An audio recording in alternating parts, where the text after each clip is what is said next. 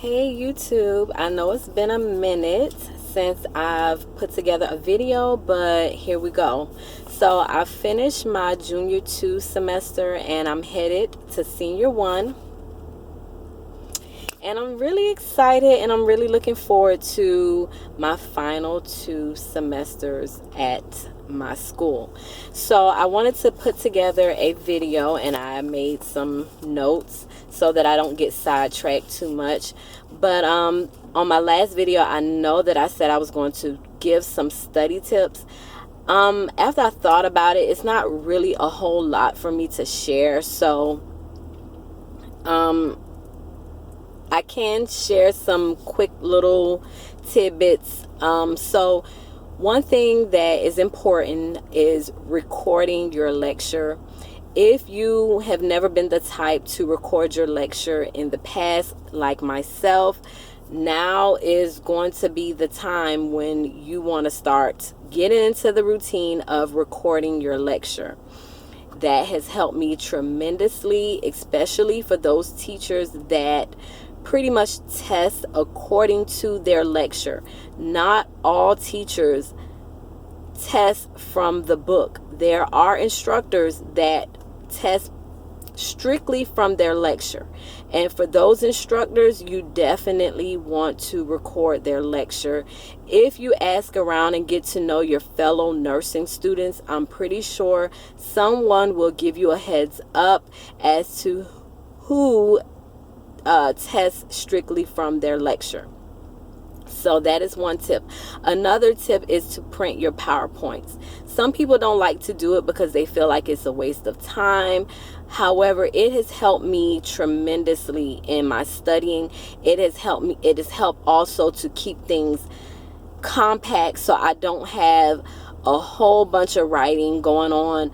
I have my PowerPoint slides and I have whatever additional information that the instructor has shared with us off noted to the side. That has helped me a whole lot. So my school offers us, gives us a print card. They give us money with they give us money to print. So I just go to the library or wherever and at my school, I'm sorry.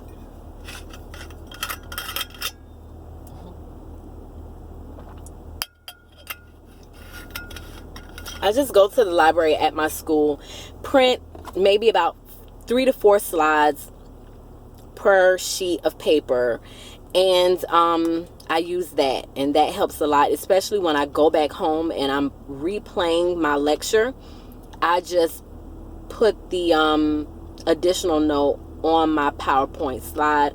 Also, it's helpful because when a teacher is lecturing, and have you ever been going over your notes and you're like, oh my goodness, like what was the teacher talking about when he made that statement?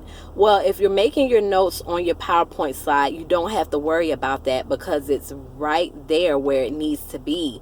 Your note is right next to that slide that the teacher was teaching on, so lecturing on. So those are 2 tips. Also, highlighters. I always made sure I had different color highlighters.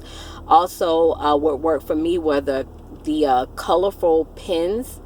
So that also worked for me. So my junior 2 semester went well. I finished off well, A's and B's, and I'm proud of myself. Oh,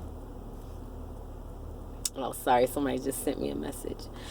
But it went well for me. I took Adult Health 1, I took Pharm 1, and I took Mental Health.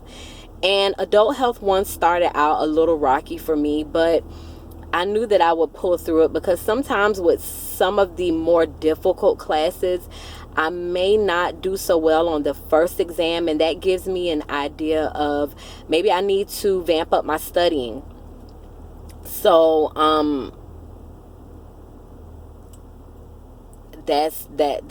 I'll take the measures that are needed to be taken so that I can do well on the second exam. And that's exactly how it went for me with Adult Health 1, which is a class that I hear a lot of nursing students struggle with. So for that class, in my opinion, it was a lot of learning the pre-operative and post-operative care for patients based on their diagnosis. So if you're on the med surg floor and you find out that you have a patient coming up that is a diabetic, what are the measures that you need to take starting out with that patient? You might get a patient that just had an amputation.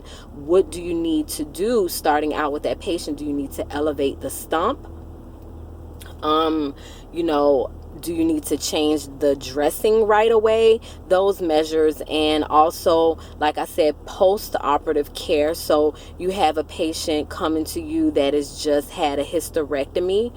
What is going to be the first thing that you do if you're working in the PACU, post-anesthesia care unit? So you might want to, after checking level of consciousness, maybe you want to go ahead and listen to bowel sounds, and also maybe do a light palpation of their stomach region, just to see if the abdomen is distended, if it's not, those things. So I learned a lot of that type of care in my adult health class. In addition to the lecture, there was a clinical rotation that we went to once a week, and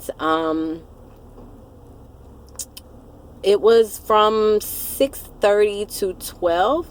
And prior to going to your clinical, we had to report to the hospital the day before and look at our patient's chart and prepare a treatment plan for that patient. We also had to document all of the medications that we will be giving them that morning, and we had to be prepared to do a head-to-toe assessment. So looking at that chart was very helpful in you determining how much of that head-to-toe assessment you may be able to do based off your patient's condition of health.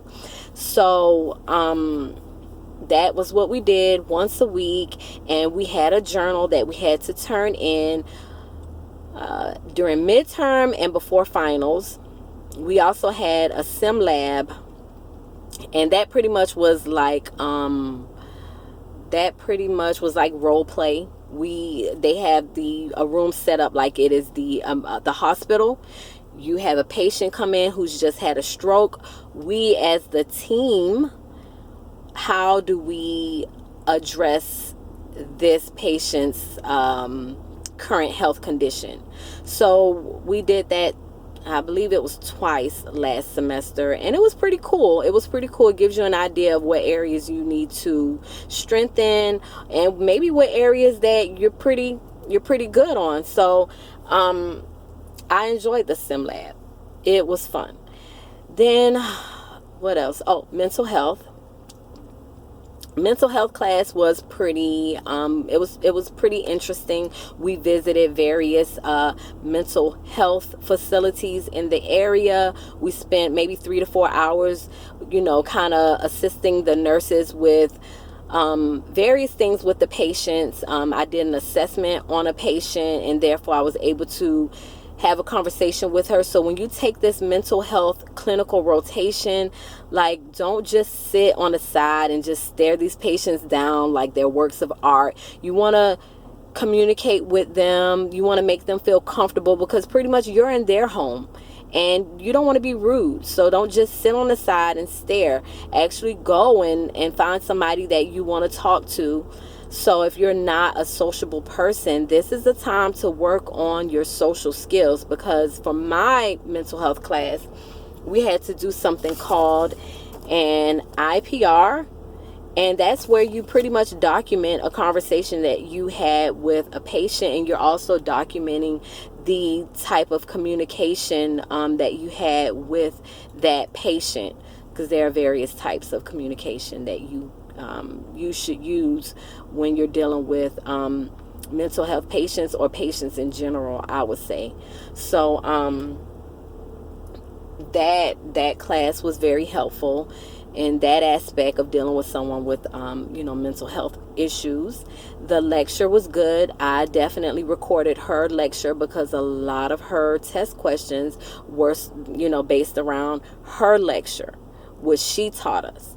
So Then my farm class, my teacher, wonderful professor, he taught us the foundation of pharmacology. So he was straight to the point. He didn't give us anything extra. It was meat and potatoes, what we needed. So I really appreciated that about him. He pretty much introduced us to antihypertensive drugs, diabetes drugs, antipsychotics, and I'm sure I'm leaving off a few drugs, but that was the introductory class to pretty much Farm 2. So his class I definitely recorded, because he was an instructor that pretty much, he's going to test you based off of what he discussed in class. So recording his lecture pretty much helped me pull the grade that I pulled in that class. And now I'm done. And this summer I am taking Farm 2. I am taking a legal class, and I'm taking a nurse research class. And the nurse research class is mandatory, it wasn't an option. The legal ethical class I took because I figured, it's going to help me somewhere down the line. I plan on becoming a nurse practitioner, possibly opening my own clinic, and this class may give me some foundation. So, hey, so I took it. Then this fall I will be taking mother baby along with the clinical rotation for that, and community health along with the clinical rotation with that. And so that's 4 classes. I think that's good enough. So I'm glad I'm taking farm this summer. So that pretty much wraps up my last semester and the direction that I'm headed in.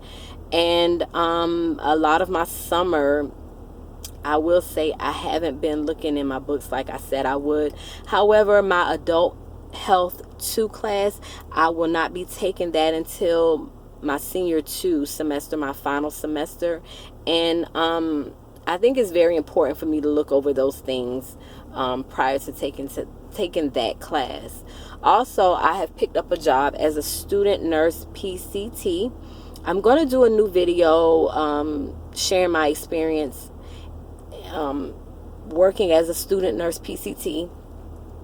Also, why I feel like it's very important, for student nurses to do the student nurse PCT job if they're able to. So thanks for watching. I hope the video wasn't too long. Please like, comment, and subscribe. And I look forward to posting my next video on the student nurse PCT position. Bye.